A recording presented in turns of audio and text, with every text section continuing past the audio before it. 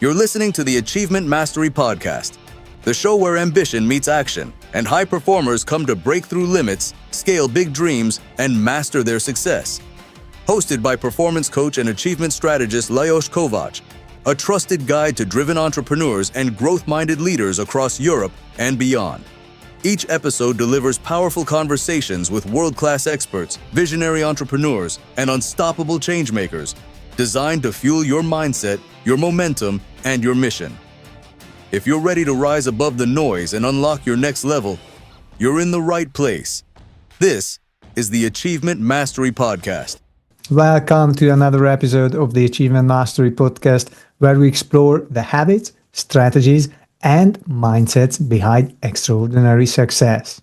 Today, I'm excited to welcome Naeem Mahmood, a high-performance strategist, speaker, and founder of Peak Humans. Having delivered over 1,000 talks and served as a trainer with the Tony Robbins team, Naeem blends cutting-edge behavior design with longevity science to help founders and sales teams achieve consistent, sustainable performance. He's here to talk about what really moves the needle in business growth, and it's not just tactics and tools. From energy management and nervous system regulations to belief systems and daily cadence, this episode is packed with practical insights for any entrepreneur who wants to scale their business without burning out. Let's dive in. Welcome to the show, Naeem. Awesome, man. Great to be here. Thanks for having me. Thank you very much. Let's go back in time a little bit. Okay, you spent years working with Tony Robbins, delivering talks and trainings. How did that chapter shape your approach to performance and communication? That shaped everything. Getting to learn and work with Tony was probably one of the best experiences of my life, professionally and personally. He's a master at what he does, obviously, and being able to be coached and learn, and just through osmosis, being so close in proximity to somebody like that really rubs off on you really quick. Great. How long have you been working with him?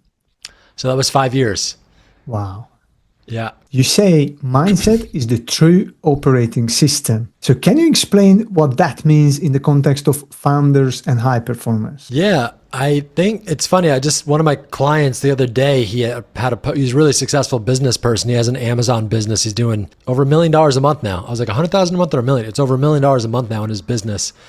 And he put a post the other day. He says, mindset is the most important thing. And I hear it all the time when I talk to business owners. When I worked for Tony says this too, right? It's mindset. 80% of success is your mindset. The other 20% is the mechanics, right? So whether that's in business, in your health, in your relationships, it starts with your mindset. It starts with your belief in yourself, your belief that it's possible, your belief in people, your belief in life and what's happening around you, because we're all going to have challenges. There's no easy route in life, right? That's part of the design. The pain makes you grow and become a bigger, better person. So if you don't have the right mindset to prevail through those challenges and the right mindset to even believe to get started, nothing's going to happen. This is where this famous quote from Harry Ford says, Yep. Yes, whether you think you're going to succeed or think you won't, you will be right. Part of this is time management, yes, or at least most people focus on time management, but you talk about energy management. How should funders approach this differently?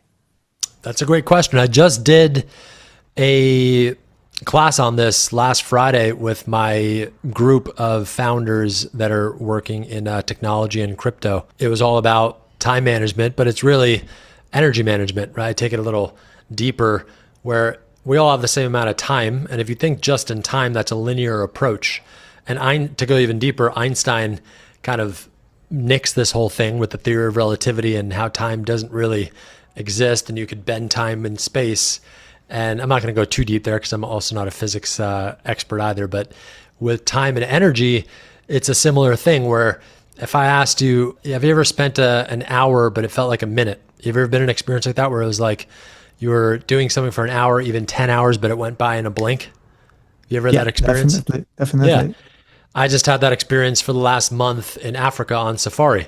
I was in Tanzania, Kenya, Gondwana, and here in South Africa with friends and having the time of our life with my fiance and seeing rhinos and giraffes and elephants and lions and cheetahs. And It was amazing. And it happened in the blink of an eye. Like, I'm like, that happened really quick and it's over. And I'm like, so that was 40 days that felt like a second for me. And then on the flip side though, have you ever had a minute, Lejos, feel like an eternity where you're like, I got to get out of this situation. This sucks. Get me away from this person. Have you ever had that experience before?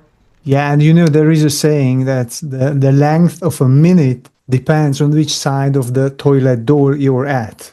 Yeah, exactly. Right. I'm going to use that one. I like that one.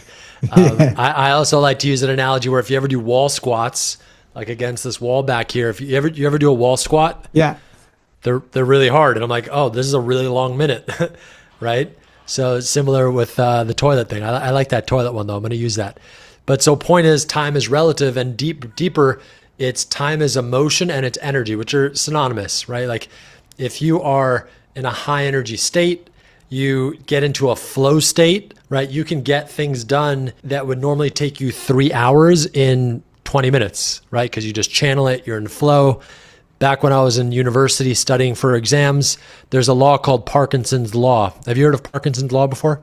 Yes, I have. Yeah. Right? The amount of time you allot to a task or the amount of money or resources you give to a task, it'll blow up to expand to fill that time. And vice versa, if you shrink it down to like, okay, you have 10 minutes or 20 minutes, you'll get it done as well. So that's my long-winded answer, where it's really about the energy and the emotion behind the task or the activity or the outcome that you want to get done.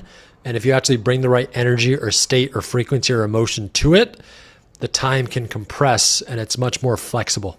People come under time pressure. As for example, it's true to many students, yes, when they procrastinate until the last minute.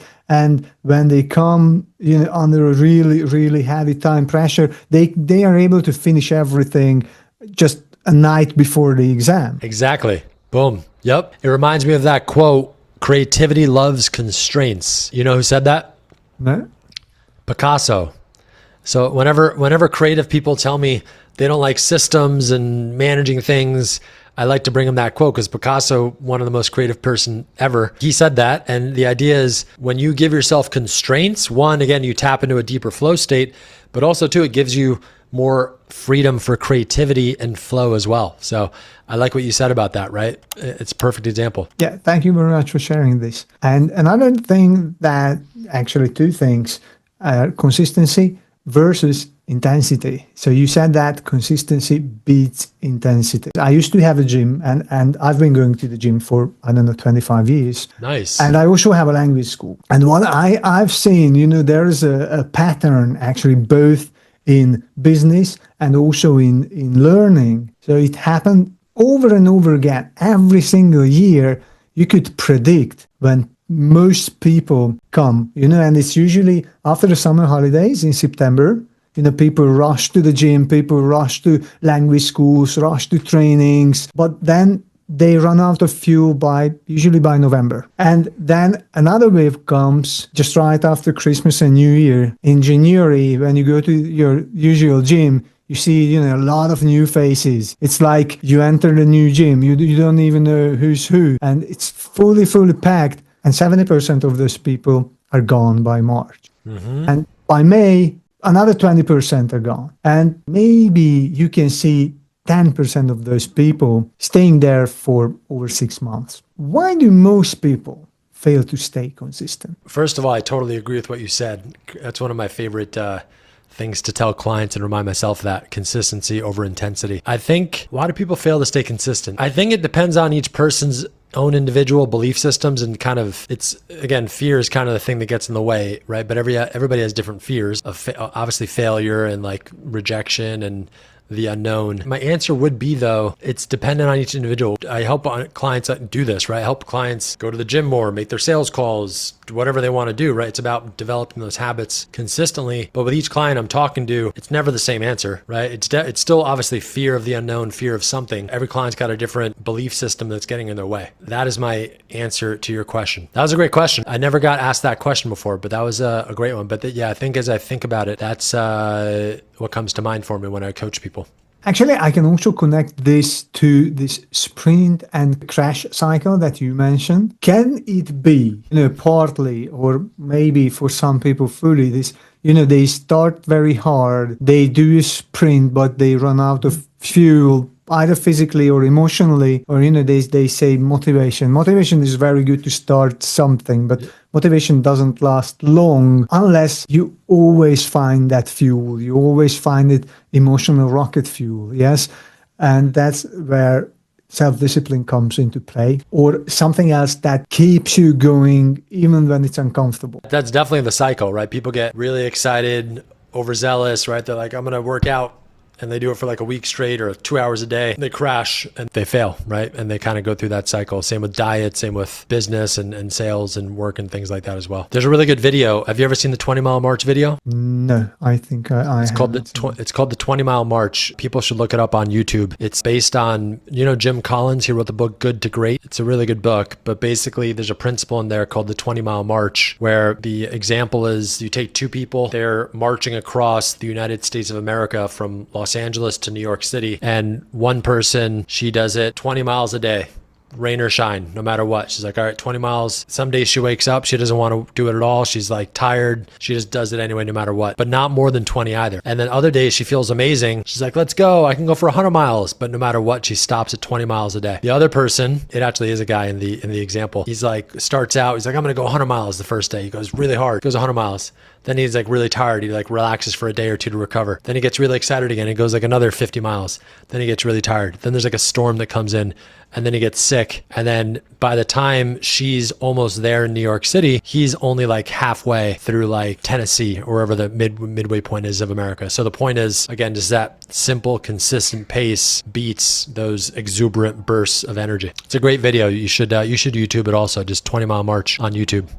I mean, thank you very much for the recommendation. Yeah. So, but here's a question related to this story. So, how do sleep and recovery tie into performance and longevity? That's a great question. It ties into everything for it, because sleep is amazing. It's like the most powerful drug or steroid or peptide or whatever biohack people are looking for these days, and it's free.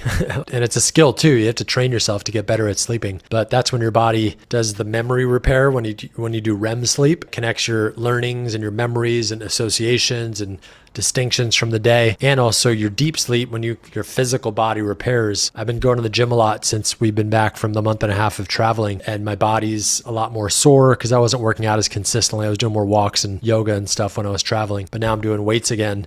And getting that deep sleep is really important for my body to repair itself. So getting at least 3 hours of restorative sleep, which is REM and deep. Ideally, you want 90 minutes of each. Also, the other thing that people miss that's actually even more important than the amount of sleep is the sleep wake time consistency. I had a scientific director of Whoop, this company here where I have the band, on my podcast, and her name is Kristen Holmes. And I've heard this from other people too, like Huberman as well. But the most important thing, if you want to improve overall health and sleep and just function, is getting to bed at the same time every night and waking up at the same time every morning, even on the weekends. And it's hard to do in the beginning, but if you get in that rhythm again, like you have so much more energy, your sleep score goes up, you feel better, and everything improves. That explains a lot, because my son, he's only 13. He already does that.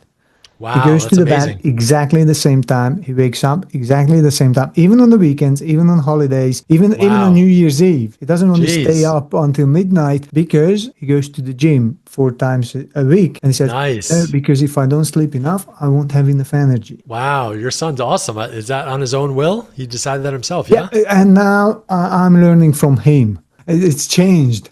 So I'm learning from him. We go to the gym together, and I used to teach him, I used to tell him things. Now he's telling me things. That's amazing. But actually he takes it very seriously, because this is what he fell in love with. He wants to learn this inside out, and it gives him so much motivation and fuel that he excels in school. because he has a clear goal. He has clarity where he wants to be, what he wants from life. And it's amazing. You also talk a lot about ruthless clarity, to quote your words, vision, values, the one thing that matters. How can leaders sharpen that clarity? I love going back to your son real quick. That's so cool. He's the real performance coach in the family, apparently. He's the real high performance. He's my masterpiece. Yeah, that's amazing, man. Good for you. That's such a blessing. That's so cool that he's into that. Oh yeah, the other thing I love, does your son play sports or what does he do? Or you just love to he work goes out? to the gym. He does, body weight training with weights. He really enjoys it and he's very, very good at it. Very cool. Amazing, man. Awesome. To answer your question about ruthless clarity, I believe you said, that's where it starts. You got to have a vision. I love Arnold Schwarzenegger. He's one of my favorite people that I look up to. Michael Jordan too, and Tony Robbins as well. Arnold, he always talks about you have to have a vision. Every rep.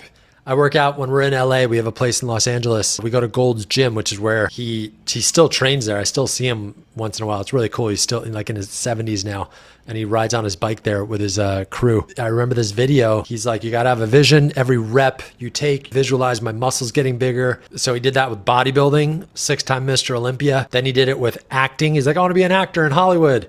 He did it as an actor. He did it in business. Like he made his money in real estate before he went into acting or as he was doing it. So he didn't have to depend on taking jobs in acting he didn't want to take. So he had control of the roles he took, which gave him a big edge. And then he did it in politics, obviously, as a governor and a politician. Starts with clarity, right? Being really specific on what you want, target, the direction. One of my mentors, he's a Navy SEAL sniper, and he says, you got to be dead on with your target. So same with dead on with your target for your health, dead on with your target for your business, for sales. And then it chunks up and down, right? This is where it gets, for some people, complicated. For me, it's fun because you have a big vision, right? I'm going to turn 40 in March. So I'm going to revisit my 10-year vision for the next decade and my 25-year vision. Those are my bigger visions. But then also it chunks down into micro where it's like, what's my vision for the week? We just had a new quarter for Q4 of 2025, right? So there's also different time frames and ways to play with it. But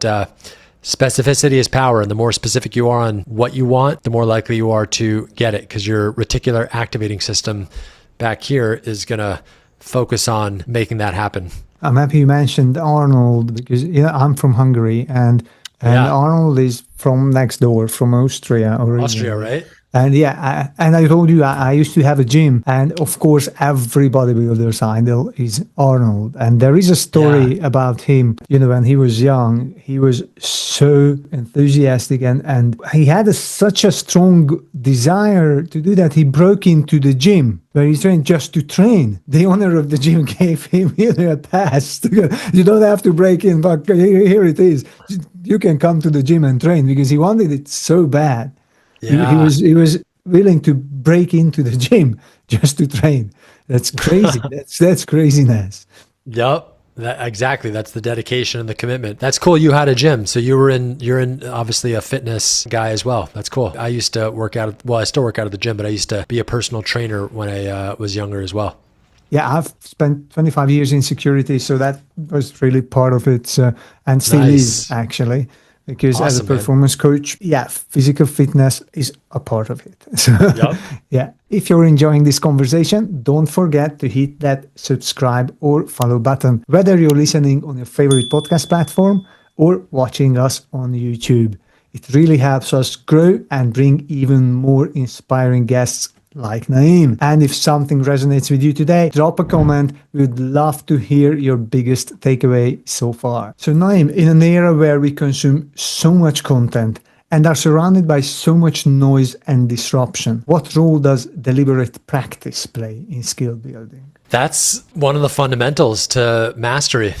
Especially in today's world, like you said, right, with all the noise and distraction. There's literal noise outside, especially if you live in like a city, an urban area. I'm here in Cape Town, South Africa. We're in the main center, and very fun and exciting, but also lots of people, cars, sounds, construction, all that stuff. There's also figurative noise, right, where noise of like social media, right? Like obviously you see it and you hear it, but also it's like, oh, what do people think of me? Or like my followers, their followers, right? People get caught up in this whole status game. And then also you get the notifications and the pings, which is insane these days. Even more so than ever, that ability to focus and get into deep work and shut out the noise, which again is a skill, which is really cool. Once I learned that pretty much everything in life is a skill, and you could learn a skill just like anybody could learn a skill, right? Because we all have the same nervous system and we could learn that process. And there's 4 levels to learn a skill. There's unconscious incompetence, which is when you don't know what you don't even know, where you're not even aware. But then there's conscious incompetence, when you actually become aware that you don't know something. We're like, oh, and that's the part people usually quit, because they're like, oh my God,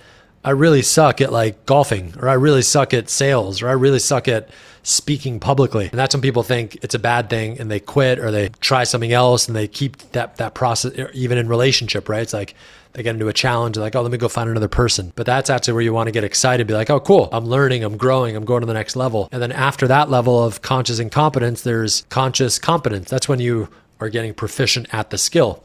But you still have to focus. And then finally, if you practice enough, you do enough deliberate practice, you do enough jump shots, like Steph Curry, he took over, I think, 3 million shots in his life, and he's got the record of 3,000 or something shots made in the NBA, which is insane. But also, it's not that much compared to 3 million, which is like tiny. The point is deliberate practice. If you do enough of it over time, you will get to that point of unconscious competence where it's like, I could drive a stick shift car with my eyes closed, or I could shoot a basketball with my eyes closed, or I could do sales calls and enroll people 100% of the time, right?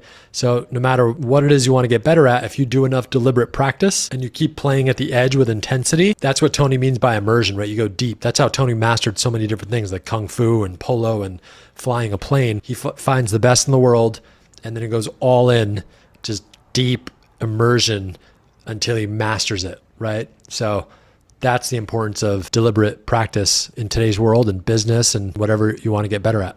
Sounds exciting. Can you share an example of this shows up in sales training or leadership? Oh, yeah. Yeah. Totally. Sales 100%, right? Jarek and I were building a AI sales trainer. I used to work in sales. Right now I have my own business, and I'm still in, if you're an entrepreneur, you're always in sales. Typical sales training is maybe you meet with your supervisor once a month and they like check you out. They record a video, they give you some feedback, and they're like, okay, cool, go back in the wild and go make some sales. And like, if you're a top performer, you do training on your own, right? I would train every day for at least 10 minutes on my own with a program, or practice with a friend, objections, or practice my talk, right? My presentation. But there's limits to that. And again, if you're only getting feedback once a month, there's a limit to that too, where we have the idea where if you, with AI now, which is incredible, I'm sure you're playing a lot with AI, Lejos, and I hope people that are listening are getting more in AI too, which again is a skill and a habit that everybody's got to level up on, or you're going to get left behind in this world, literally. With the sales trainer, it's like whenever you want, you could open your phone, plug in, and you can get real-time feedback from the AI, and not just like passive thinking where it's like, I'm thinking about this sales thing. I'm actually playing with the AI and practicing my sales scripts, or practicing my objections,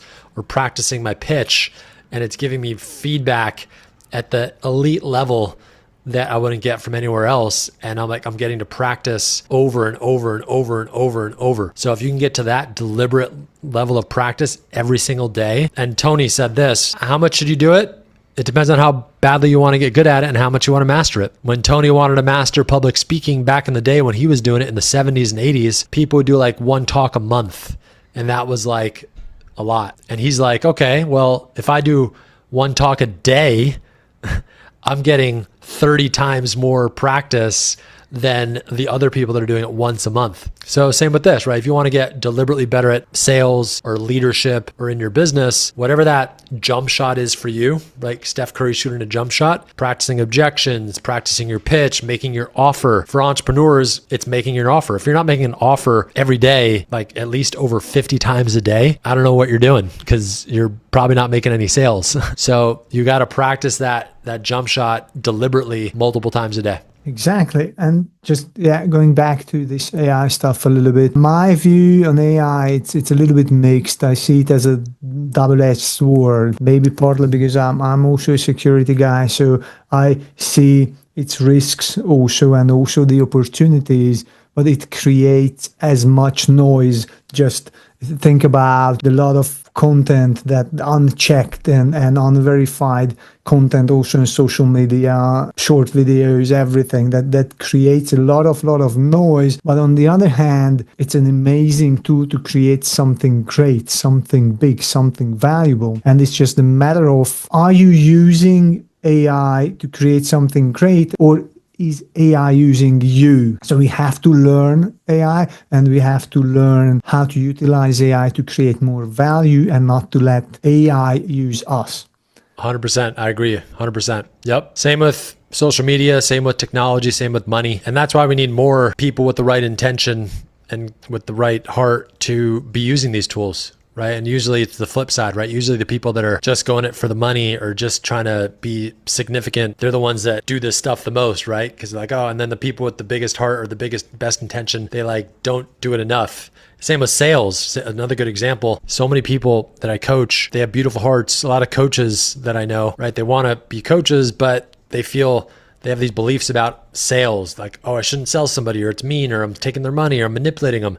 Where it's like, no, you got to do the opposite. You should be selling, or somebody else is going to sell them that's going to screw them over even more, that doesn't have a big a heart as you and isn't going to take as much care of them as you are. So same with AI. And at 100%, there's definitely security issues and challenges with AI. I think nobody knows what's going to happen with AI. Like, who knows what's going to happen when the singularity happens, and AI totally could take over the world if it already isn't already. And people think it's like the Terminator thing, right? Like the glorified movie stuff. In my opinion, it's happening now, and it's happening through social media and the algorithms. The algorithm already controls me too, right? I'm like, it's not me controlling everybody else but me. No, it's like I'm controlled too by the algorithm. Every time I open Instagram, I'm like, why did I even come here? And I'm just like going down a rabbit hole. It's amazing how powerful the technology is. And that's all AI, like TikTok, YouTube. When you go into the supermarket too, it's AI. Like Amazon knows exactly where to put even these Amazon retail stores. And there's Woolworths here in Cape Town. They know exactly what to put where based on the probabilities of people seeing certain things and what they want to buy. And the food too, like the tastes, it's insane, right? So we kind of already are in a simulation, which is, again, some people get turned off by it and like disagree or get angry. But in my opinion, you got to see things as they are and try to make them better and not be like an ostrich with your head in the sand pretending it's not there. And you also mentioned now another dear topic for me, which is food and health. And what I see, most entrepreneurs and business leaders, they don't connect leadership or business success with health, for example, with healthy body and mind. So how do you connect longevity practices, like you mentioned already, peptides, nutrition, sleep, or stress mastery, to better leadership? That's a great question. I would say I did a talk at the Bitcoin conference in Las Vegas a few months ago, and it was really cool because I got to speak right after Brian Johnson. You know Brian Johnson? Yes. Right? The guy, Don't Die, and all about health and longevity. And he's a little extreme, but I love where he's coming from, and he's doing it on purpose. One is he's a smart marketer. He's trying to get people's attention, which is the best way to have a movement. And two, I think after meeting him and being there with him, you could feel somebody's intention and like their mission. And he's not doing it for the money. He's sold his company for like $500 million. So he's not trying to sell a supplement to start a supplement company for like $10 million. Like he doesn't need any of the money. But the point of me bringing this up is I love how he talks about your number one job is your health. And even he says your number one job is sleep. You want to be a professional sleeper. So no matter what, every night you got to get to bed, whatever time it is, 8 p.m., 9 p.m., whatever you want, 10 p.m., and get to bed at the same time every night, wake up at the same time every morning. Like your job is to be a professional sleeper. And from there, everything else will fall into place. Because otherwise, there's that quote, I can't remember who said it, maybe it's Hippocrates or somebody, or Confucius, right? Like a healthy man has many wishes and a dying man or an unhealthy man has only one, right? Like I was sick a few weeks ago, and when I was traveling, I drank the water. My fiance did tell me, don't let the water go in your mouth from the sink. You might get sick. And I'm like, okay, but it's not that bad if I just rinse my toothbrush with it, is it? And somehow I got crazy sickness. I thought I had malaria, but I was like sick for like 2 weeks and it was not fun. So my point is that like when you lose your health, everything else is like irrelevant and inconsequential and everything stops. So, and especially building a business, if you want to be successful, you're going to go farther and you're going to be more successful. You're going to be more impactful with health, with energy. You'll lead your team better. You'll connect with your clients more, and you'll also be in it for the long game. Like some people are successful, but for a few years or even a decade, right? But then they're out of it, or they get a disease, or they sacrifice their body for their health and they're overweight, right? So everybody has their own option on how they want to live their life, but I don't see that as success, right? I see success as health and vitality, a loving, passionate relationship with a partner and your family, friends, and also making your impact in the world and being financially free and so on and so forth.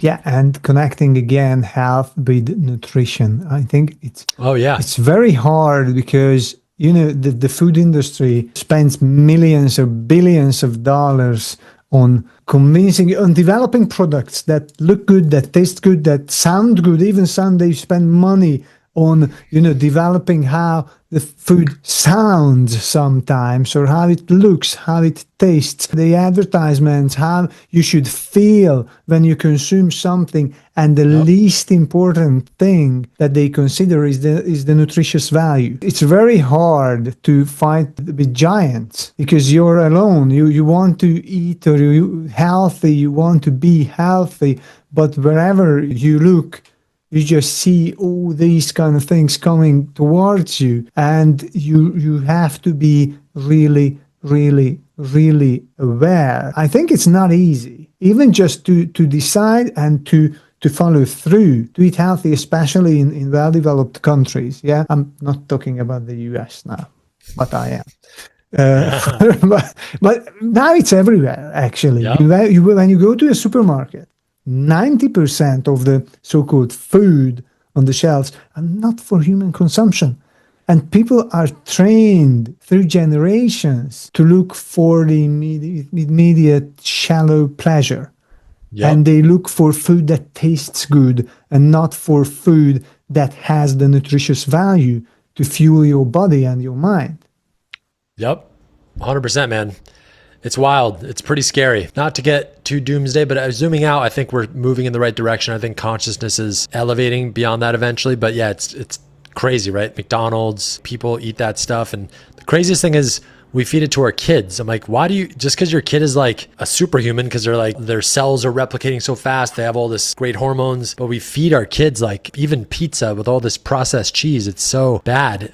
It's the worst in America. Here in Cape Town, the food quality is so much better. In Europe, as you know, food quality is so much better. They have such higher standards too, where they're not allowed to put a lot of things in food where they are in America. I think it's slowly changing, hopefully with Robert Kennedy having some power over there. But yeah, it's insane, man. I think it's, again, just bringing it back to your original question, mindset, right? There's people that are at the top of these organizations, even pharmaceutical companies, right, that don't want certain drugs that can heal people in the market because they want people to be sick, right? It's the same with people that are at the top of these companies, right? They're greedy out of fear and they just want to be in the positions of power. So they want to keep it. I blame them, but I don't, because if you're making $1 million a year and you have a nice life with your family, I'm sure you'd want to keep that check coming too if you're like one of the executives at McDonald's. So it's probably a tricky situation to be in. But yeah, man, it's really unfortunate. It's an industry to trick people and get people addicted to the food, just like addicted to these algorithms in social media.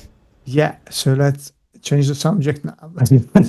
Yeah. I think it's not going to a pleasant direction now because I think the industry and everything. But actually, I have a very good idea what to do with them, because I would make all these food companies to spend as much money as they spend on advertising, to spend the same amount of money on educating people. Yep, I agree. And I think ultimately, though, every individual has to take responsibility for their own life and decisions. So I think ultimately, for people that do want to be healthier, it's really helpful to just be around healthy people, right? Proximity is power. Build a mastermind group, have an accountability buddy, read books, obviously, about this stuff. But the best thing for me is I have my group of healthy friends that just keep me accountable, focused, stop eating crappy food, sleep on time, right? So just surround yourself with those types of people and it'll be much easier than getting caught up in the noise like everybody else. Yeah, they say you're the average of the 5 people closest to you, right? Yep. Okay, so tell me about your Unstoppable Confidence module, please. What can people expect from that one? Totally, yeah. So one of the most powerful tools I learned working for Tony as a speaker, and what we teach clients and what people really want in life, is they want certainty. Another word for that is confidence. A lot of people think it comes from outside, but it actually comes from within. And we just have to learn how to channel it, to connect with it. It's already there. And the module is all about how do you actually deeply connect with your own inner certainty and confidence, and then to channel that into whatever area of your life you're working on. If you want to go get in the best shape of your life, if you want to be in a beautiful relationship with a partner, if you want to build a business, make more money, whatever it is, it starts with tapping into that certainty and realizing, again, it's not something outside that needs to happen. I don't need to have a college degree. I don't need to have somebody say something to me. I don't need to have a certain amount of followers. I don't need to have my business at a certain level. It's just when you decide and you know, and you tap into that inner certainty within yourself, and then you start taking action from that place. So the module is all about how do you actually get into that place, right? And the tools and tricks and hacks I learned working for Tony on how to do that, which is, again, probably that alongside the ability to influence people were the two most powerful things that I learned working for Tony. Thank you. And if you give me a link to that program, I will put it in the show notes just below this video. And as we are coming towards the end of this show, I have a section that's called rapid fire questions. So are you ready to take a couple of rapid fire questions? Let's do it. I'm ready to take the shots. All right. So the first one is, what's that one book that made the most impact on you and changed your mindset? Great question. I'd say there's so many books. People can go to my website, naeemmahmood.com, to see my whole list of books. But to answer your question, I'd have to say the book that kind of got me started on my personal development journey was a book called The Success Principles by Jack Canfield. And I just had him on my podcast now a couple months ago. That's the book. And Jack Canfield's a legendary person in the personal growth space. Great. Thank you. What's that one habit you never skip? There's a lot, but if I had to choose one, meditation and working out, but meditation. I've meditated for over 15 years now, and I don't think I've missed a day. Maybe I missed a day to experiment on what it would be like to not meditate. But yeah, meditation's been a game changer for me. Great. I just read a quote one day that said, the illiterate of the 21st century is not that who cannot read and write, but it's that who are not able to learn, unlearn, and relearn. So tell me one thing that you had to unlearn to grow. That's a great question. Unlearning. Something, an old belief or something, an old teaching that's not relevant today or anything like that. I had to unlearn, and this is kind of an entrepreneurial curse, right? Unlearn doing everything by myself and then relearning how to work with other people. And actually, it's going to sound bad, right? But how to get people to do it for me instead, which is a superpower. And that's what Henry Ford was a genius at, right? And Elon Musk, where it's like letting go of that kind of ego. For me, it was like ego, where it's like, I can do it. I'll do it myself. I'll do it the best. Where it's like, actually, maybe I should, let me not do this and let me go get Lejos to do this for me, right? Or somebody that really wants to do this, somebody that's better than me at doing this, and it gets better results. I still look good and I still get to reap the benefits, and the other person loves it as well. I think that doesn't sound bad. I think that's the key to growth. And many leaders suffer from this. They are not able to let go. They are not able to delegate because they still think, they are the only one who can do that particular task or job. And on the other hand, if they don't let things go, they just block themselves from growth. So yeah, this is a very, very important thing, I think, what you said. And my last question to you, what's one piece of advice you would give to your younger self with the knowledge and experience you have today? I'd say start as early as possible, because again, it's more about the deliberate repetitions over time. So I wish I started my business earlier. I started in my 30s, but if I started in my 20s, I would just have had more time to practice business, right? Playing the game of business and getting better at that, right? But whatever it is, business, investing, whatever you want to get better at or a goal you want to achieve, instead of waiting till it's like the right moment, which is just burning your most valuable resource, which is time. Start as early as possible, make the leap, and get the reps in and do the deliberate practice. Naeem, thank you for the incredible insight and powerful strategies. From belief shifts to energy optimization, you've given us listeners a real masterclass in sustainable high performance. To anyone tuning in, if you want to go deeper, check out Naeem's Unstoppable Confidence module, part of his Peak Life OS system. You can also grab his free resources and follow his work using the links in the show notes. Until next time, keep striving, keep growing, and I will see you in the next episode of the Achievement Mastery Podcast. Thank you, Naeem. Absolutely, Lejos. Thanks, bro.